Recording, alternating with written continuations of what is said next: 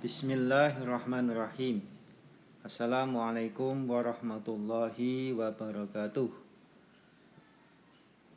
Alhamdulillahirrabbilalamin. Pada kesempatan ini kita akan melanjutkan materi kita, yaitu terkait dengan perencanaan SDM. Jadi di dalam manajemen, fungsi manajemen menurut Marquis kemarin pada tahap yang kedua setelah planning adalah organizing. Di dalam organizing atau organisasi ya, maka di sana ada penataan staff ya. Jadi penataan staff atau SDM, manajemen HRD, Human Resources Development, itu ada penataan ketenagaan. Nah, di dalam penataan ketenagaan, di dalam keperawatan, kita mengenal istilah perencanaan kebutuhan tenaga keperawatan. Jadi saudara, kalau Anda bertugas di bangsal keperawatan, maka Anda harus, kalau sebagai manajer ya atau kepala ruang minimal, Anda harus bisa menentukan kalau jumlah pasien saya ini sekian, maka saya membutuhkan perawat berapa untuk merawat pasien di ruangan tersebut. Inilah garis besar tentang perencanaan kebutuhan tenaga keperawatan. Baik, kita langsung saja pada slide berikutnya. Nah, perencanaan kebutuhan tenaga di suatu unit keperawatan ini akan ditentukan oleh beberapa faktor berikut.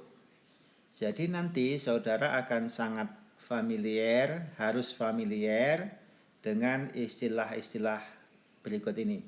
Yang pertama adalah klasifikasi pasien berdasarkan tingkat ketergantungan. Jadi apa maksudnya nanti kita bahas satu persatu di slide berikutnya. Yang kedua tentang metode pemberian asuhan keperawatan. Ini sudah dibahas nanti juga dalam materi tersendiri oleh Bapak Ibu dosen yang lain. Kemudian yang ketiga, jumlah dan kategori tenaga keperawatan atau tenaga perawat. Nah, nanti kita bahas juga.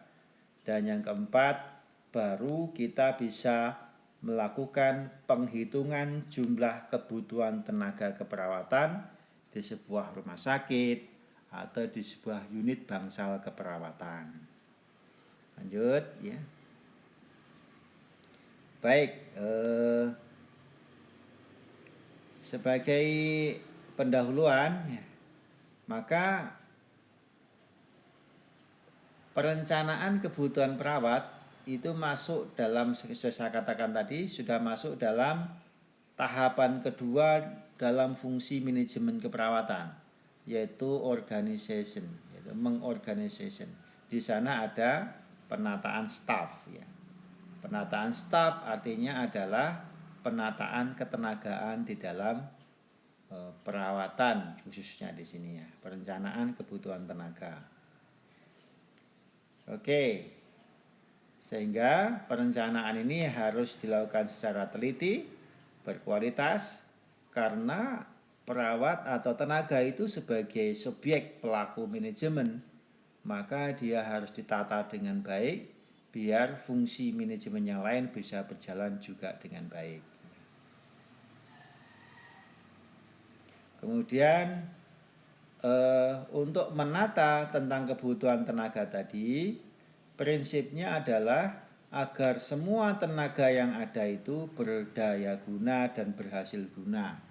Berdaya guna artinya seluruh potensi yang ada, skill, ilmu itu bisa diterapkan di dalam asuhan keperawatan ya, dan berhasil guna artinya dengan ilmu skill yang ada itu hasilnya bisa bermanfaat buat pasien gitu ya.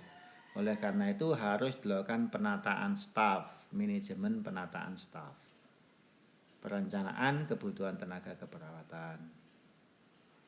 Nah, ini prinsip-prinsip umum yang harus Anda ketahui bahwa ketika Anda merencanakan segala sesuatu, semuanya ya, tidak terkecuali dengan perencanaan kebutuhan ketenagaan di dalam keperawatan, maka dalam menetapkan perencanaan itu mempunyai sifat atau ciri sebagai berikut ya. Rencana yang Anda canangkan mudah dicapai. Jadi ya Anda jangan merencanakan sesuatu yang terlalu tinggi ekspektasinya sehingga nanti sulit untuk dicapai ya. Kemudian dibuat oleh orang yang memahami. Nah, salah satunya ini Anda belajar tentang perencanaan kebutuhan staf, kemudian nanti akan Anda menjadi kepala ruang, Anda memahami tentang penataan staf, Anda memahami tentang ilmu manajemen. Nah, ini salah satunya belajar manajemen dikit-dikit nih di keperawatan ya. Kemudian dibuat oleh orang dengan tujuan yang mengetahui tujuan organisasi. Otomatis ya kalau Anda terlibat dalam sebuah instansi atau organisasi, Anda harus paham visi, misi, tujuan, filosofi yang sudah kita bahas pada manajemen kemarin ya. Kemudian disertai dengan rincian teliti, kemudian sederhana, luwes, fleksibel, praktis, itu sifat dari perencanaan itu. Oke, lanjut. Kemudian untuk membuat rencana ya, maka Anda harus memperhatikan 5W1H. 5W1H yaitu what, who, when, kemudian what, who, when, where, dan ini 5W nanti kita bahas satu. Kemudian 1H, satunya how. Jadi apa ya, apa what ya, who siapa ya, apa yang harus Anda rencanakan, who siapa yang melaksanakan, when ya, kapan itu akan dilaksanakan, kemudian where ya, di mana itu nanti dilaksanakan, dan whom dan bagaimana who, bagaimana melaksanakannya. Nah, nanti Anda harus memahami 5W1H ini. Nah, silahkan nanti ini dibaca-baca tentang teori-teori tentang ini. Kemudian ada prinsip-prinsip di dalam perencanaan ketenagaan ya. Tadi sudah sifatnya ada yang kita bahas beberapa tadi. Kemudian ini di dalam perencanaan kebutuhan tenaga atau perencanaan manajemen, maka harus meliputi langkah-langkah berikut ya. Mengetahui sifat hakiki masalah, tadi sudah saya katakan what ya, apa yang Anda akan rencanakan, kegiatan itu apa. Kemudian kumpulkan data yang akurat ya. Jadi sebelum buat perencanaan Anda kan harus mengumpulkan data-datanya ya, dibutuhkan tenaga berapa, ada berapa ya, dengan sistem apa, Anda harus punya datanya untuk mendukung perencanaan. Kemudian analisis dan interpretasi data. Setelah data yang terkumpul dianalisis ya. Nah, kalau rumah sakit ini tipe A ya, kemudian jumlah tenaganya sekian, dokternya ya, perawatnya terutama ya, perawatnya sekian, yang S1 sekian, yang D3 sekian, yang SPK kalau masih ada sekian, asisten perawatnya sekian. Itu data-data. Setelah dianalisis nanti akan ketemu. Nah, dan bisa digunakan sebagai bahan perencanaan ya. Kemudian Anda seperti di dalam ilmu manajemen yang lain, kemarin sudah kita bahas, Anda harus paham plan A, ada plan B, plan C. Artinya apabila dengan cara ini tidak bisa mungkin, nah cara yang lain itu ada plan A, plan B, plan C-nya sudah harus dimiliki oleh seorang manajer ya. Ini saya sampaikan agak cepat karena memang materinya banyak ya. Kemudian pilih cara yang tepat ya. Cara yang tepat ya. Bagaimana ya? Bagaimana Anda melakukan dengan tepat ya. Kemudian laksanakan sesuai rencana dan patuh pada nilai-nilai yang akan dicapai atau tujuan perencanaan itu sendiri. Nah, baik, ini sekarang kita masuk faktor yang mempengaruhi beban kerja ya. Kalau kita bicara tentang SDM, bicara tentang ketenagaan, maka tidak bisa lepas dari bicara tentang beban kerja. Kenapa kita merencanakan SDM? Karena SDM itu punya kemampuan bekerja. Nah, bebannya yang harus dipikul seberapa? Beban itu harus dibagi dengan berapa orang. Nah, inilah harus direncanakan secara matang sehingga beban itu merata, tidak terlalu berat, juga tidak terlalu ringan. Nah, kata di sini apa saja yang membawa beban kerja seorang tenaga woman ini ya. Ya di sini beban kerja itu dipengaruhi beberapa faktor ya. Yang pertama ini ada disaster ya, disaster management ya.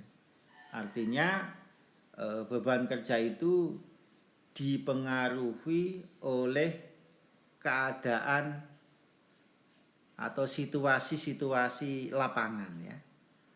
Dalam keadaan gawat darurat, beban kerjanya lebih tinggi dibanding dengan dalam keadaan normal. Ini disaster, yaitu situasi-situasi kegawatan.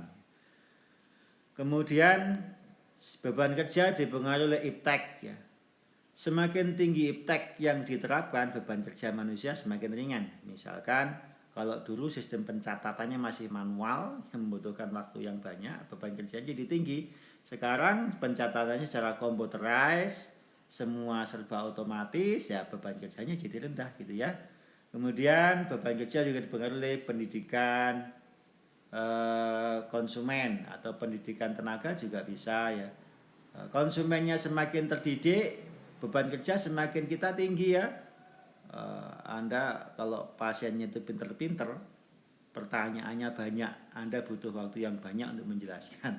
Dan sebaliknya kalau mohon maaf pasiennya itu tidak pinter, dia diam saja, nggak akan banyak tanya. Anda nggak perlu menjawab karena dia nggak tanya ya. Nah itu pendidikan konsumen. Kemudian keadaan ekonomi, demikian juga orang dengan status ekonomi yang tinggi mempunyai tuntutan yang lebih tinggi sehingga beban kerja perawat juga akan semakin meningkat ya. Cuaca atau musim ya, ini musim-musim penghujan banyak yang sakit bisa semacam itu, maka pasiennya juga pembeludak. Nah, ini juga mempengaruhi beban kerja. Pengaruh politik ya, kebijakan pemerintah ya, misalkan tidak ada penambahan tenaga karena beban utang negara tinggi sehingga tidak ada rekrutmen ketenagaan. Ini kebijakan politik, maka tenaga yang ada dimaksimalkan, otomatis bebannya juga meningkat. Demikian juga hukum dan peraturan pemerintah serta masalah-masalah komunitas yang lain. Silahkan nanti diresapi, dianalisis sendiri, ada beberapa faktor yang mempengaruhi beban kerja ini. Nah, langkah-langkah perencanaan tenaga keperawatan. Oke, itu pendahuluannya sudah tadi. Sekarang kita masuk langkah-langkah perencanaan tenaga keperawatan. Kalau di awal tadi sudah ada beberapa istilah yang harus Anda pahami. Nah, ini masuk lagi istilah-istilah itu. Yang pertama, identifikasi bentuk dan beban pelayanan tadi sudah ya, beban kerja ya. tentukan kategori yang dibutuhkan. Jadi di dalam ketenagaan keperawatan itu, kategori perawat itu ada perawat PK1, perawat PK2, PK3, dan PK4 ya. Perawat klinik 1 ya, artinya fresh graduate ya, perawat baru lah, yang artinya pengalaman kerjanya masih sedikit di PK1. Demikian juga PK2, PK3, PK4 seterusnya itu sesuai dengan pengalaman kerja dan juga kategori keterampilan perawat ya. Ini sebenarnya akan dibahas sendiri tentang ini ya, credentialing perawat. Karena pembahasannya panjang, ini satu bab sendiri ya tentang kategori ketenagaan keperawatan. Jadi kita ini kasih pengantar saja ini. Kemudian tentukan jumlah dan tiap kategori. Ya, nanti berapa PK1 yang dibutuhkan, PK2 yang dibutuhkan, nanti sesuai dengan kategori tingkat skillnya ya, yang dibutuhkan. Kemudian terima dan saring ketenagaannya ya. Seleksi calon yang ada. Kemudian tentukan tenaga sesuai dengan kebutuhan di unit.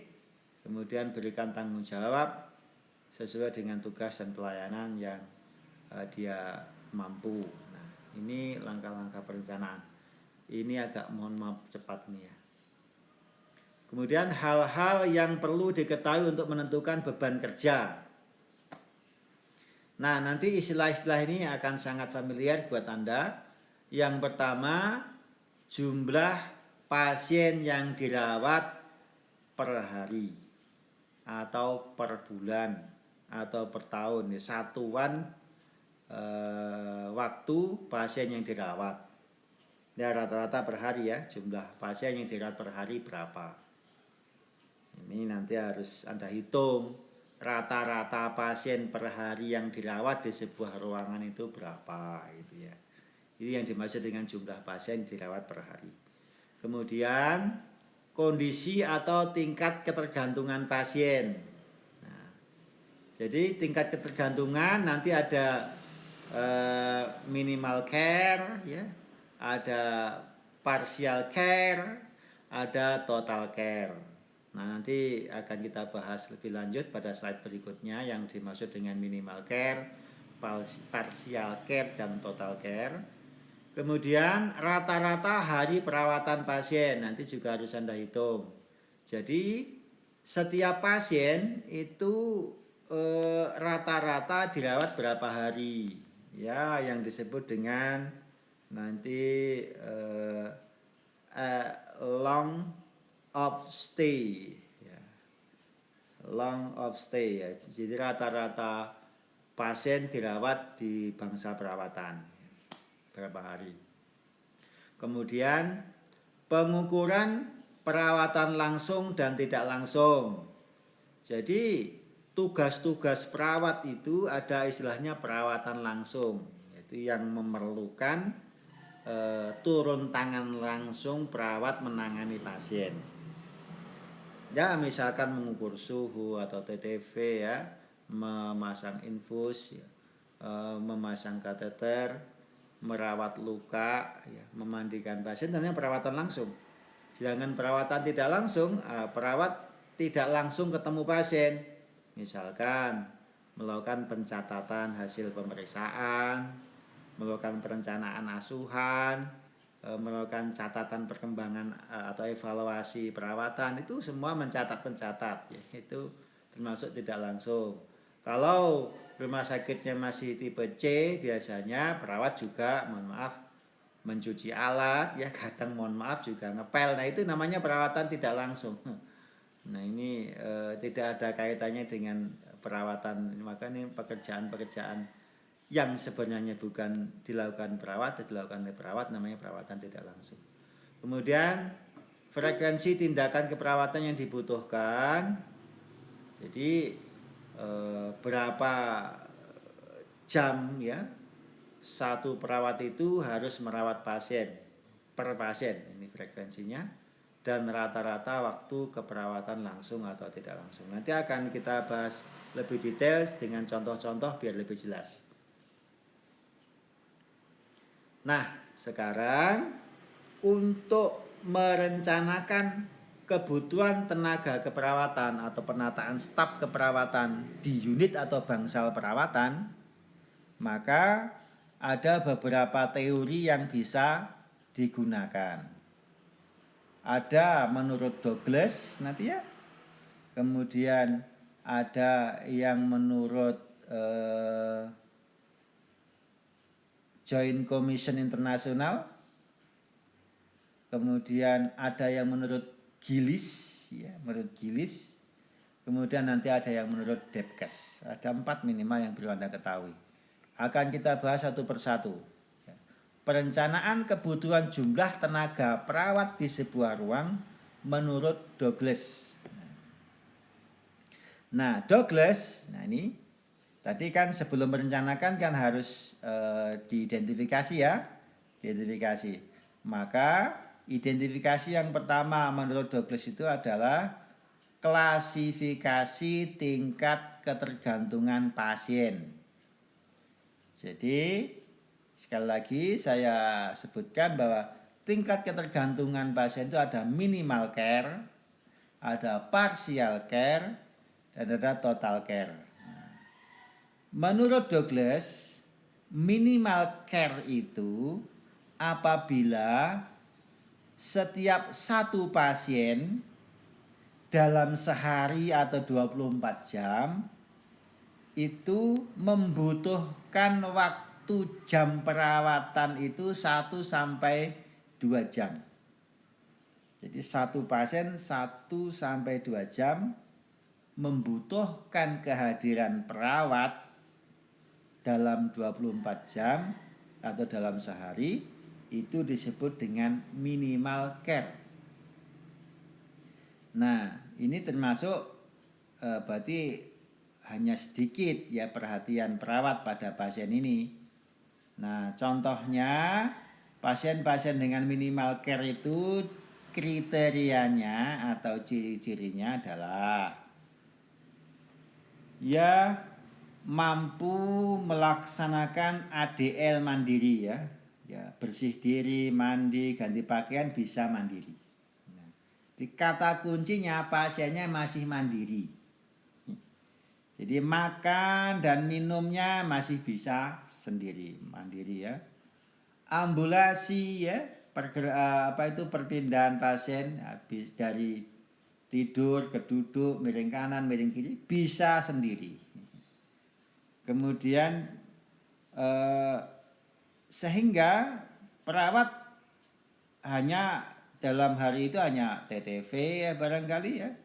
Kemudian mengawasi tetesan infusnya ya, atau mengawasi jumlah urin, warna urin dan sebagainya, ringan ya. Sehingga memang pasien tersebut membutuhkan kehadiran perawat dalam sehari antara 1 sampai 2 jam. Maka ini disebut dengan minimal care. Kata kuncinya adalah pasien masih bisa mandiri, ADL-nya ya. Oke, ingat 1 sampai 2 jam per hari ini minimal care menurut Douglas. Karena menurut yang lain nanti beda ya.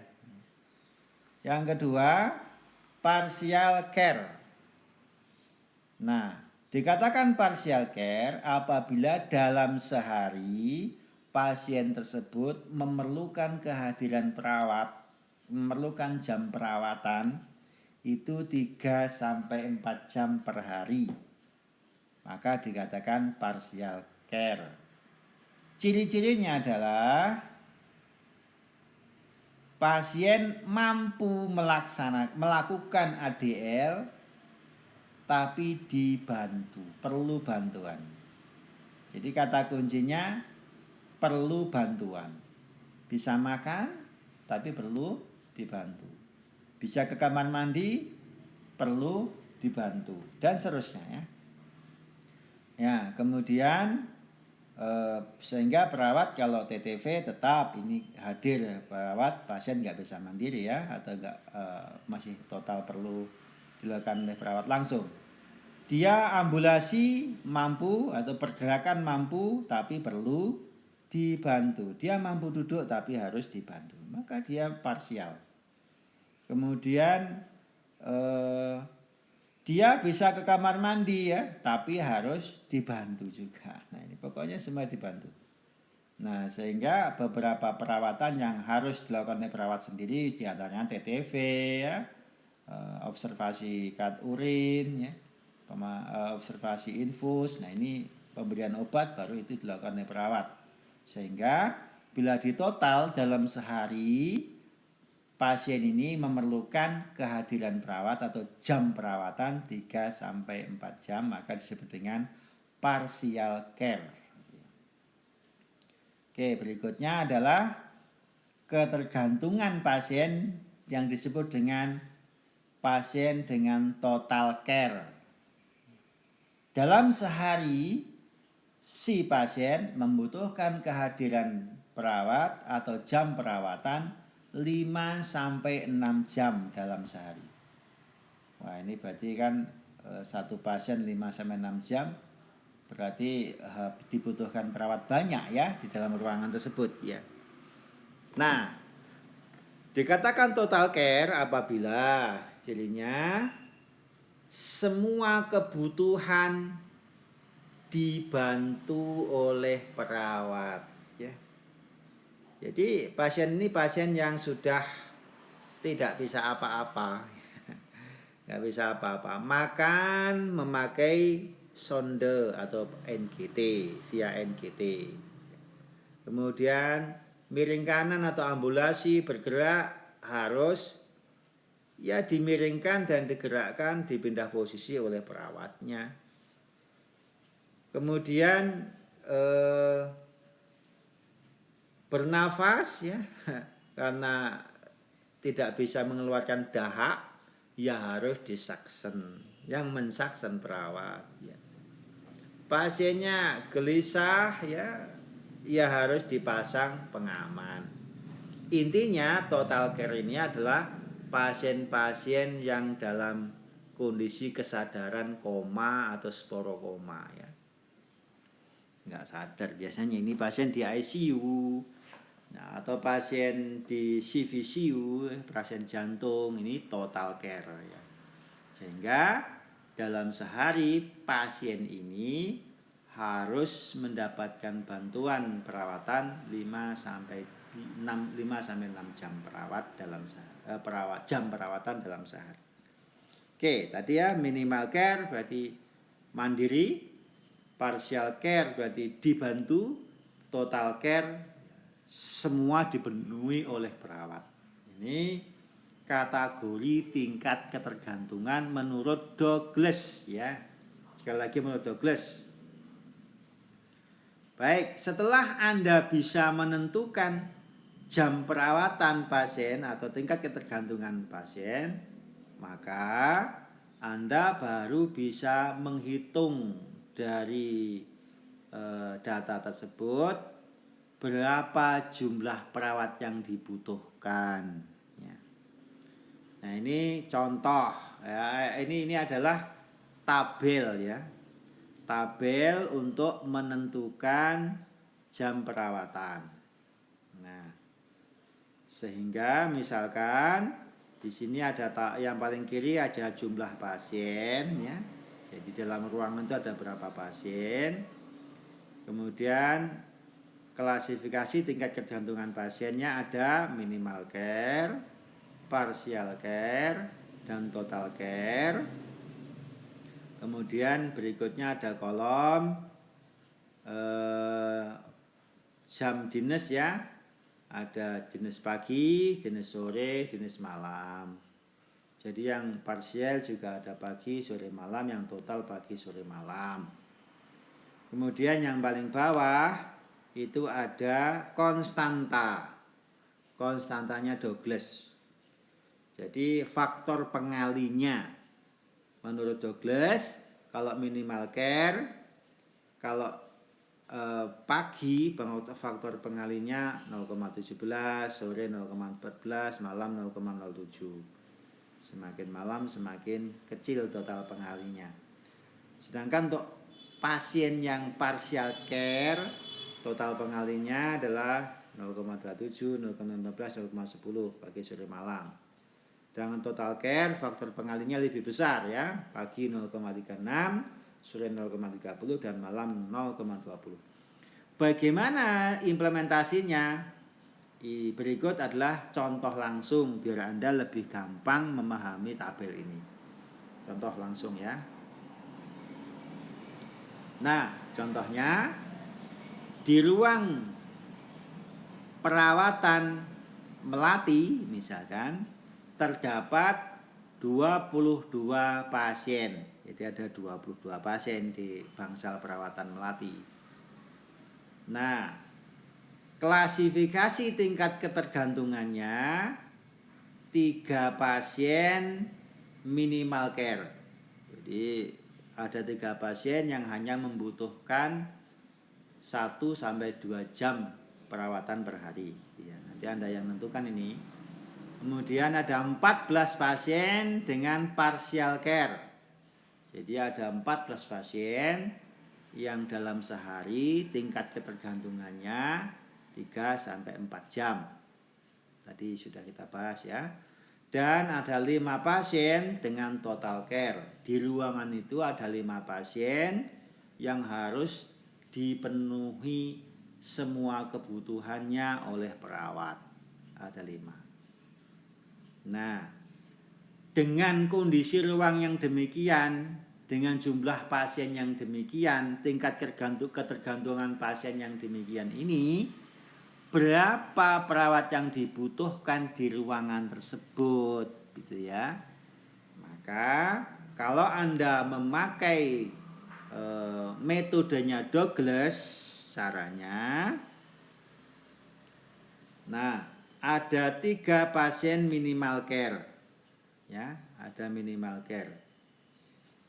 Jadi ini pertanyaannya berapa perawat yang dibutuhkan pada saat jaga pagi?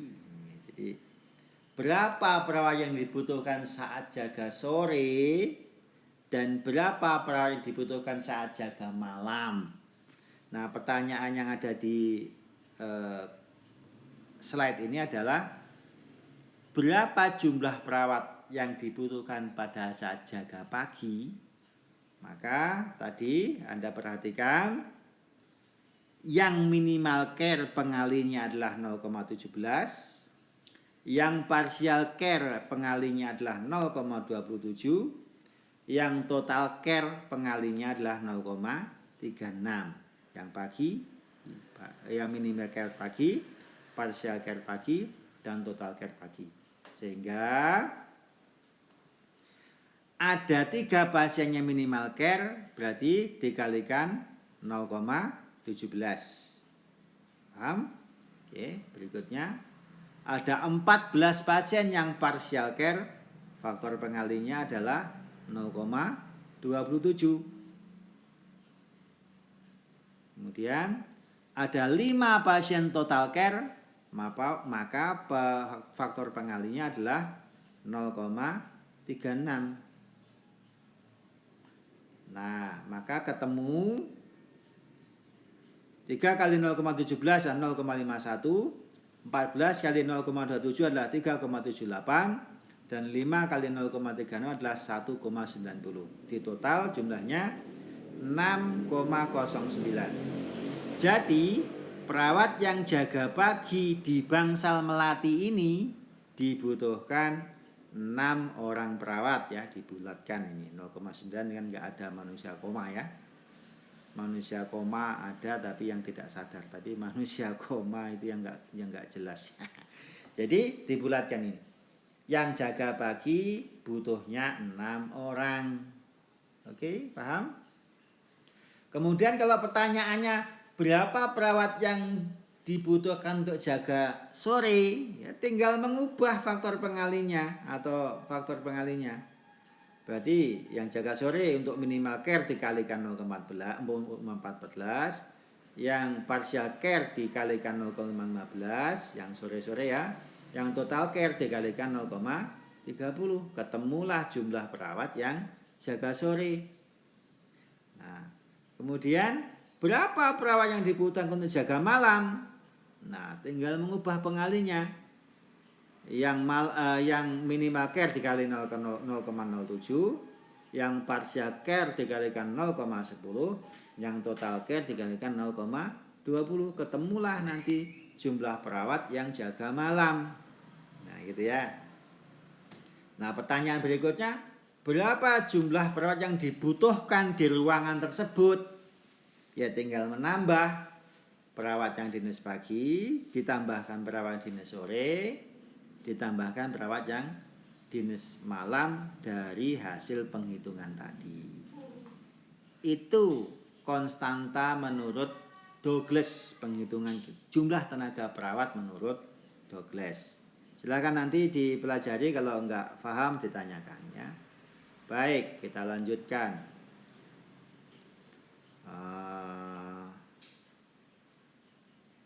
Ini ya. Berikutnya, penghitungan perencanaan jumlah tenaga perawatan menurut GCI, Joint Commission International, Leverett and Cumming ya. Nah, ini bagaimana cara ngitungnya? Ini langsung saja pada slide berikutnya, ini nggak usah dijelaskan, nggak apa-apa. Nah, menurut GCI, untuk menentukan jumlah kebutuhan tenaga ini berdasarkan kelas perawatan. Kalau menurut Douglas berdasarkan tingkat ketergantungan pasien, minimal, parsial, dan total tadi.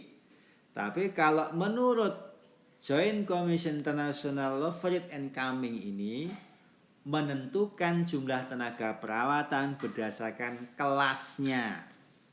Nah, ini ada kelas bangsal perawatan kelas 3, bangsal perawatan kelas 2, bangsal perawatan kelas 1, dan bangsal perawatan VIP. Nah, Leverett and Cumming ini sudah melakukan riset bahwa dia menyimpulkan dari riset itu bahwa pasien kelas 3 itu jam perawatan pasien yang dibutuhkan tiap pasien 2 jam. Kemudian bangsal perawatan kelas 2, satu pasien membutuhkan jam perawatan dalam sehari 3 jam. Bangsal perawatan kelas 1 menurut Leverett and Cumming, jam perawatan yang dibutuhkan oleh pasien adalah 4,5 jam per hari. Ada komanya ini ya. Kemudian untuk VIP, kelas VIP, jam perawatan yang dibutuhkan satu pasien per hari 6 jam. Nah, ini konstanta menurut Leverett and Cumming ya. Nah, biar lebih jelas implementasinya, contoh berikut ya. Apabila dalam suatu ruangan terdapat 3 pasien kelas 2, 14 pasien kelas 3, 3 pasien VIP. Jadi yang model ini bisa diterapkan apabila dalam satu bangsal itu ada banyak kategori kelas ya. Jadi satu ruangan nurse station membawai satu bangsal itu ada pasien yang kelas 3, ada pasien yang kelas 2, ada pasien yang kelas 1, dan ada pasien yang VIP. Baru ini bisa diterapkan. Kalau model sekarang satu bangsal perawatan bedah semuanya kelas 3 ya, pakai ini nggak cocok. Pakainya yang Douglas tadi. Nah, ini ya. Ini contohnya. Apabila di sebuah ruangan terdapat 3 pasien kelas 2, 14 pasien kelas 1, kelas 3, dan 3 pasien VIP. Maka berapa jumlah perawat yang dibutuhkan di ruang tersebut? Nah, maka kita cari dulu jumlah jam total perawatannya. Jadi berapa jumlah total jam perawatan dalam sehari di ruang tersebut? Maka cara mencari jumlah jam total perawatan itu adalah 3 jam ya, 3 jam kali 3 pasien. 3 jam pasien kelas 2 ya, jumlahnya 3. Maka 3 kali 3 ditambah 4,5 jam pasien kelas 1. Pasien kelas 1-nya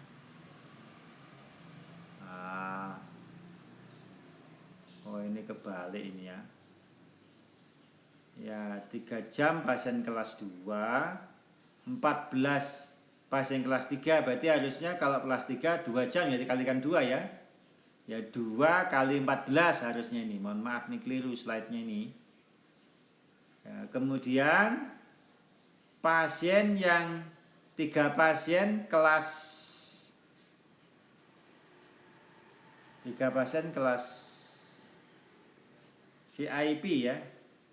VIP berarti pengalinya adalah 6. Ya, ini yang tidak ada harusnya pasien kelas 3 ini. Tapi di sini memasukkannya salah nih. Hanya 4,5 itu untuk kelas 1, tapi jumlahnya 14, padahal yang 14 itu kelas 3 ya. Harusnya itu bukan 4,5 tapi 2 ya. Mohon maaf ini keliru ini. Nanti silakan diubah sendiri ya. Gampang ubahnya. 4,5 diganti 2 karena memang ternyata yang 14 itu adalah pasien kelas 3, bukan pasien kelas 1 ya. Mohon maaf. Oke. Nah, setelah dikalikan dan dijumlah, maka ketemulah total jam perawatannya ya. Yaitu total jam perawatannya 90 jam di ruang tersebut. Nah, setelah total jam perawatannya ketemu 90 jam, maka bagaimana cara menentukan jumlah perawatnya? Nah, cara menentukan jumlah perawatnya adalah 90 jam dibagi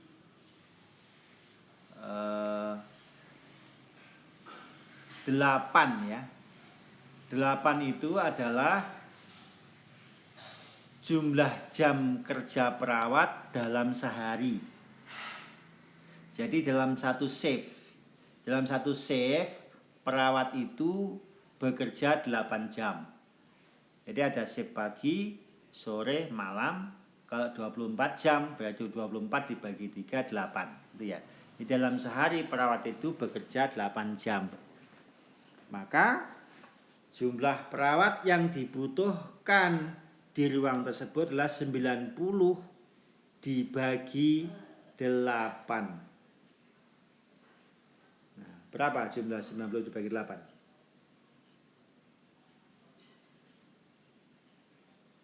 Ayo dihitung.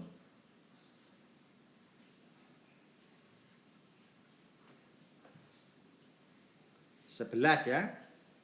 Nah, 11,25 itu dibulatkan jadi 11. Nah, oke. Berarti jumlah perawat yang dibutuhkan di ruang ini adalah 11 perawat. Nah, gitu ya. Kemudian berapa perawat yang dinas sore? Berapa perawat yang dinas pagi dan malam? Maka menurut Lovered and Cumming bahwa 35% itu adalah perawat yang didinaskan pagi, 35% juga perawat yang dinas sore, sedangkan 30% adalah perawat yang dinas malam.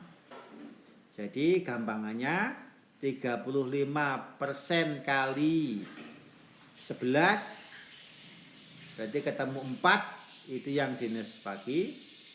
35% kali 30 kali 11 berarti 4 perawat itu dinas sore, dan 30% kali 11 kurang lebih 3 perawat itu dinas malam.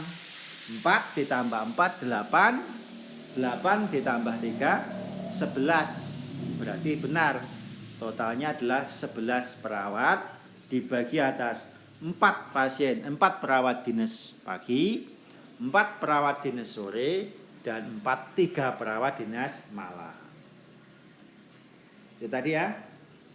Kalau di penghitungnya digabungkan sama ini ya, sama saja dengan tadi. 90 jam dibagi 8 kali 35 yang dinas pagi. 90 jam per 8 dikali 35% yang dinas sore. 90 jam per 8 kali 30% ini dinas malam. Sama aja. Mau dihitung 90 dibagi 8 ketemu 11, kemudian dikalikan 35%, dikalikan 35%, dikalikan 30% boleh, atau seperti ini juga boleh. Sama saja hasilnya ya. Baik, itu menurut GCI, penghitungan jumlah tenaga perawat yang dibutuhkan di sebuah bangsal berdasarkan kategori kelasnya. Ya, paham ya, nanti silakan dipelajari, kalau nggak paham ditanyakan. Oke, yang ketiga, penghitungan kebutuhan tenaga keperawatan menurut Gillies ya. Menurut Gillies, tadi menurut Douglas sudah, menurut GCI sudah ya. Sekarang menurut Gillies. Nah, menurut Gillies ada rumus untuk menghitung kebutuhan tenaga perawat di sebuah ruangan. Nah, rumusnya adalah A dikali B dikali 365. 365 itu jumlah hari dalam setahun, dibagi 365 dikurangi hari libur perawat ya, hari libur nasional ya, dikali jam kerja perawat dalam satu shift. Baik, ini kalau dilihat rumusnya sulit, tapi pelaksanaan tidak sesulit rumusnya ya. Nah, sekarang menentukan A adalah rata-rata jumlah jam keperawatan yang dibutuhkan per hari. Tadi seperti penghitungannya Joint Commission tadi ya, rata-rata jumlah perawatan yang dibutuhkan dalam sehari. B adalah jumlah pasien, rata-rata pasien per hari. Jumlah pasien yang dirawat per hari rata-ratanya berapa? Ini nanti yang menentukan perawat melalui pengumpulan data-data tadi ya. Nah, baik, kita lanjutkan dulu. Untuk menghitung A, jumlah jam perawatan per hari. Jadi jumlah jam perawatan per hari, berapa jam? Maka menurut Gillies agak rumit sedikit. Untuk menghitung jumlah jam perawatan per hari ini ditentukan oleh 3 faktor. Yang pertama, waktu perawatan langsung per hari, waktu perawatan tidak langsung per hari, dan jam penyuluhan per pasien per hari. Sudah saya singgung di depan, ada perawatan langsung dan perawatan tidak langsung. Perawatan langsung itu adalah perawat hadir langsung merawat pasien, itu namanya perawatan langsung. Kalau pekerjaan perawat tapi tidak langsung bersentuhan dengan pasien, namanya perawatan tidak langsung. Oke, tadi sudah kita contohkan ya. Perawatan langsung itu misalkan mengobservasi infus, mengobservasi kateter, merawat luka, memandikan pasien perawat langsung ya. Kalau tidak langsung tadi dokumentasi asuhan, mencuci alat ya, kemudian mempersiapkan catatan-catatan pemberian obat, dosis-dosis obat dan sebagainya. Ini perawatan tidak langsung. Mendampingi visitor dokter itu juga perawatan tidak langsung ya, karena dia mendampingi. Oke. Nah, untuk menghitung perawatan langsung, maka kalau menurut Douglas tadi kan ada minimal care, partial care, dan total care. Sedangkan menurut Gillies, perawatan langsung itu dibagi atas perawatan mandiri, partial care, dan intensive care. Beda sama tapi beda istilah ya. Jadi minimal, parsial, dan total kalau Douglas, kalau Gillies mandiri, parsial, dan intensive care.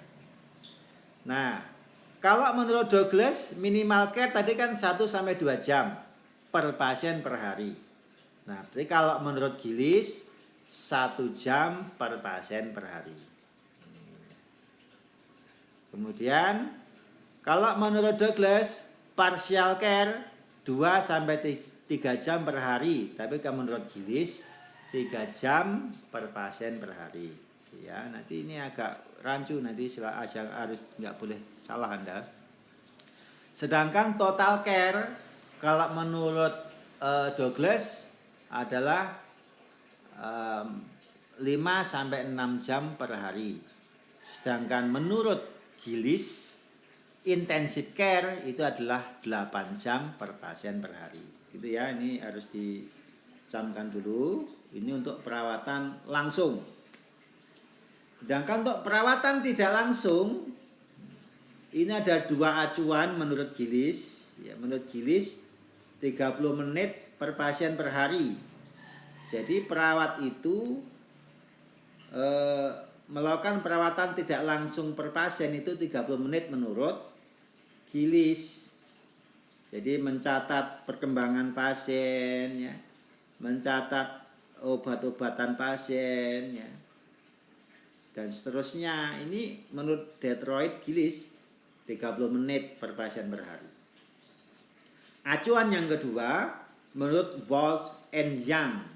Jadi menurut Wolf and Young itu 1 jam per pasien per hari. Jadi setiap pasien membutuhkan perawatan tidak langsung dalam sehari 1 jam. Kita nanti yang kita pakai adalah yang gampang ya, 1 jam per pasien per hari. Kalau 30 menit agak rumit ya, kita pakai yang 1 jam aja ya. Yang acuan 1 jam per pasien per hari untuk perawatan tidak langsung. Oke. Kemudian yang ketiga, untuk menentukan jumlah jam perawatan per hari itu, menurut Gillies juga harus ditentukan jam penyuluhannya. Kenapa Gillies memandang penting jam penyuluhan ini? Karena memang pasien itu kalau tidak tahu, keluarga pasien tidak dikasih penyuluhan, maka perawatannya nanti nggak efektif. Misalkan pasien DM, Anda tidak memberikan penyuluhan tentang diet pada pasiennya. Sudah capek-capek Anda memberikan treatment pengobatan, perawatan, ternyata pasien makan minumnya tidak terkontrol. Maka kan menjadi mubazir itu perawatan yang Anda lakukan. Sehingga menurut Gillies, penyuluhan itu sangat penting.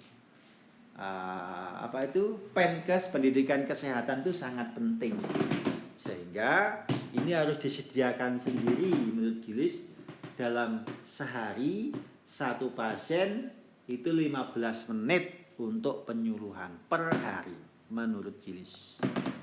Nah, dari total ketiga penghitungan inilah nanti akan ketemu A, jumlah jam perawatan per pasien per hari.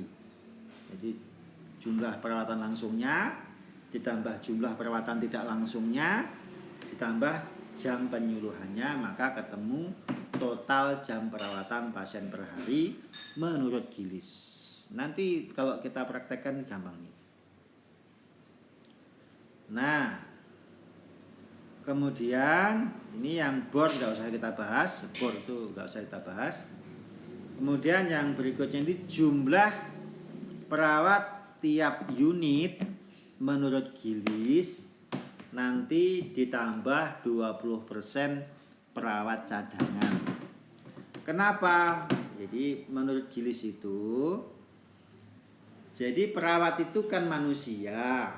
Dia bisa sakit ya, bisa izin, bisa tidak masuk kerja. Maka kalau tidak masuk, ya kan harus ada yang ganti. Biar beban kerja perawatnya tidak berat. Maka sebagai faktor antisipasi, nanti jumlah perawat itu ditambahkan cadangan 20% dari perawat yang dibutuhkan. Nanti, nah ini kalau di sini bingung nanti insya Allah enggak ya, kalau sudah masuk contoh soal. Kemudian menurut Gilis, perawat profesional dan perawat vokasional juga harus proporsional. Jadi perawat yang lulusan S1 dan perawat yang lulusan D4 atau D3 atau D1, nah enggak D1 enggak ada ya. D3 atau D4 itu harus proporsional dalam menentukan jumlah perawatnya. Nanti ada 50%, 55% itu harus perawat S1 dan 45%-nya perawat vokasi ya. Oke. Kita contohkan saja langsung biar nanti gampang ya. Jadi di sebuah unit perawatan medical bedah rumah sakit X terdapat 20 tempat tidur ya, 20 tempat tidur bed. Kemudian terdiri atas 17 pasien. Ya, bednya ada 20, yang dihuni adalah 17 pasien. Jadi pasiennya pada hakikatnya cuma 17 ya. 3 pasien minimal care, 8 pasien adalah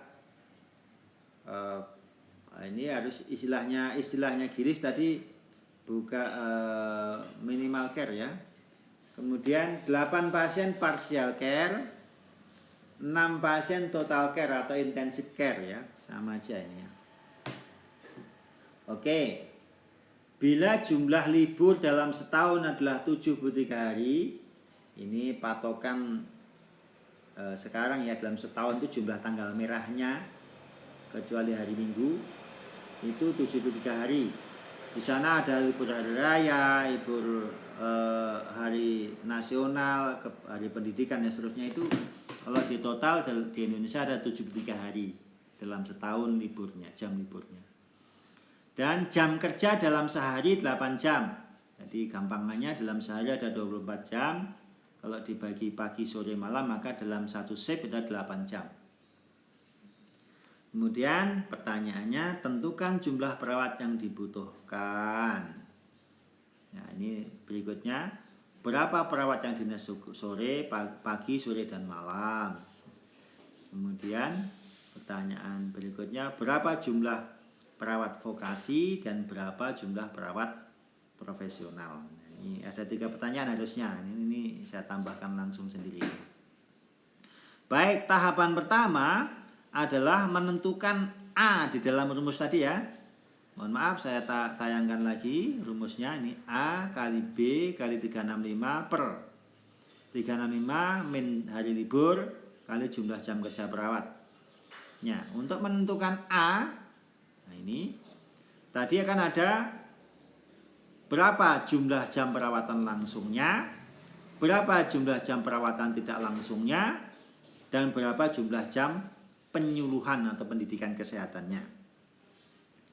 Nah, untuk menentukan jumlah jam perawatan langsung, nah, jangan lupa, nah, kalau mandiri atau minimal care atau self care ya sama aja ya.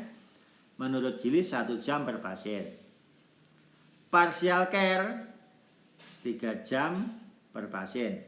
Intensive care atau total care 8 jam per pasien. Maka kita kalikan. Itu ada 3 pasien minimal care. Maka 3 kali 1 jam. Paham ya? Ini 1 dapat dari ini, minimal care atau mandiri atau self care ya. Kemudian 8 pasien kali 3 jam. Ada 8 pasien partial care kali 3 jam. Karena menurut Gillies 1 pasien butuh 3 jam perawatan untuk partial care ya. Kemudian ada 17 pasien, ada 6 pasien ya, 6 pasien dengan intensive care ya, atau total care. Berarti 6 kali 8. Di total untuk perawatan langsungnya per hari ada 75 jam. Paham ya? Kemudian bagaimana perawatan tidak langsungnya? Gampang nih ya. Perawatan tidak langsungnya ini kita memakai pedoman Wolf and Young tuh, yang B itu ya. Jadi 1 jam per pasien per hari untuk perawatan tidak langsung. Jumlah pasiennya berapa tadi? Jumlah pasiennya kan 17. Ada 17 pasien. Maka perawatan tidak langsungnya adalah 17 kali 1 jam. 17 jam. Paham? Oke. Kemudian yang ketiga untuk menentukan jumlah jam perawatan adalah berapa jam pendidikan kesehatannya. Nah, ini ya. Untuk pendidikan kesehatannya 1 pasien 15 menit. Nah, biar satuannya sama, maka 15 menit kita jadikan jam ya. 15 menit sama dengan 1/4 jam, sama dengan 0,25 jam. Jadi bukan 15 menit yang kita pakai, nanti 0,25 jam. Jadi total jam penyuluhannya adalah 0,25 kali jumlah pasiennya 17, sama dengan 4,25 jam. Sehingga jumlah jam perawatannya per hari tadi 75 ditambah 17 ditambah 4,25 sama dengan 96,25. Baik. Kemudian jadi A tadi adalah rata-rata jumlah jam keperawatan yang dibutuhkan per hari. Nah, sehingga rata-ratanya adalah 96,25 dibagi 17 sama dengan 5,6 jam per pasien per hari. Ini ketemu A-nya ya. Nah, baik, lanjut. Tinggal memasukkan ya rumus tadi. Mohon maaf, saya ulang-ulang kan biar Anda paham. A kali B kali 365. B-nya adalah jumlah rata-rata pasien per hari. Kali 365 ada jumlah tahun sehari dalam setahun. Kemudian per 365 dikurangi jumlah libur dalam setahun dikalikan jumlah jam kerja per shift. Nah, sudah ketemu nih. Nah, A-nya jumlah rata-rata perawatan per hari tadi dari hasil ini ya, 5,6 dikali jumlah rata-rata pasien per hari ya, jumlah pasien per harinya 17 ya. Kali 365 jumlah hari dalam setahun per 365 dikurangi jumlah libur dalam setahun. Nah, jumlah liburnya sudah ada di soal 73 hari. Dikali jumlah jam kerja perawat dalam satu shift. Nah, jumlah jam kerja perawat itu sudah ada di soal 8 jam per hari. Maka ketemu sekian 35120 per 23336 sama dengan 15 perawat. Oke. Jadi sementara yang dibutuhkan di ruang tersebut 15 perawat. Tapi jangan lupa tadi Gillies menentukan harus ada 20% sebagai perawat cadangan untuk ditambahkan. Maka 15 ditambahkan 15 kali 20% sebagai perawat cadangan. Jadi ditambah 3 perawat cadangan. Jadi total perawat yang dibutuhkan 15 perawat tadi ditambah 3 perawat cadangan sama dengan 18 perawat. Ya, totalnya yang dibutuhkan ya. Kemudian pertanyaan berikutnya, berapa jumlah perawat vokasi dan profesional? Berapa yang S1 dan berapa yang D3 atau D4? Nah, ketentuannya Gilis 55% adalah yang S1, 45% adalah yang D3 atau D4. Nah, maka dapat ini 55% kali 18 sama dengan 10 perawat adalah perawat S1, 45% kali 18 8 perawat adalah perawat vokasi D3 atau D4. Oke. Udah selesai berarti. Itu penataan untuk di ruang bangsal tersebut dengan jumlah pasien 17. Kemudian dengan minimal, kemudian parsial dan total care yang tadi sudah kita bahas, maka didapatkan hasil penghitungannya membutuhkan 15 perawat utama dan 3 perawat cadangan, 18 perawat terdiri atas 10 perawat profesional dan 8 perawat vokasional. Pertanyaan berikutnya, bagaimana pembagian berapa perawat yang dinas pagi, berapa perawat yang dinas sore, dan berapa perawat yang dinas malam? Gilis mengacu pada panduannya Wetzler. Wetzler membagi yang dipakai Gilis nih ya, pagi 47% dari jumlah perawat, sore 35% dari jumlah perawat, dan malam 17% dari jumlah perawat ya. Beda ya antara Gilis dengan GCI. Kalau GCI tadi kan 35% pagi, 35% sore, 30% malam. Ya, kalau Gilis memakai Wetzler 47% pagi, 35% sore, 17% malam. Sehingga yang pagi tinggal mengalihkan 47% kali 18 sama dengan 8 yang dinas pagi, 35% kali 18 6 yang dinas sore, 17% kali 18 4 yang dinas malam. Nah, prakteknya nanti karena yang 3 cadangan berarti yang pagi 7, yang sore 5, yang malam 3, yang tiganya adalah cadangan gitu ya prakteknya. Nanti itulah fungsi Anda sebagai manajer di ruang harus melakukan penataan staf. Inilah tadi yang disebut dengan perencanaan kebutuhan tenaga. Dalam manajemen namanya staffing atau organizing. Nah, organizing di bidang SDM, terutama menata SDM di bangsal keperawatan. Tadi ya, sudah kita bahas, ada menurut Douglas, ada menurut Joint Commission, Lovett and Cumming, dan ada menurut Gilis. Nanti pemanfaatannya sesuai dengan kondisi ruang. Kalau menurut Douglas untuk bisa semua ruangan, kalau menurut Joint Commission itu hanya ruangan yang di dalam satu bangsal ada kelas-kelasnya. Tapi kalau menurut Gilis juga bisa untuk menghitung di semua ruangan. Baik saudara, demikian yang saya sampaikan tentang perencanaan manajemen, terutama perencanaan kebutuhan tenaga keperawatan dalam tahapan organizing atau staffing. Demikian, kalau ada nanti yang dipertanyakan dan diskusikan, kita lanjutkan dalam diskusi Zoom. Sekian yang bisa saya sampaikan, semoga bermanfaat.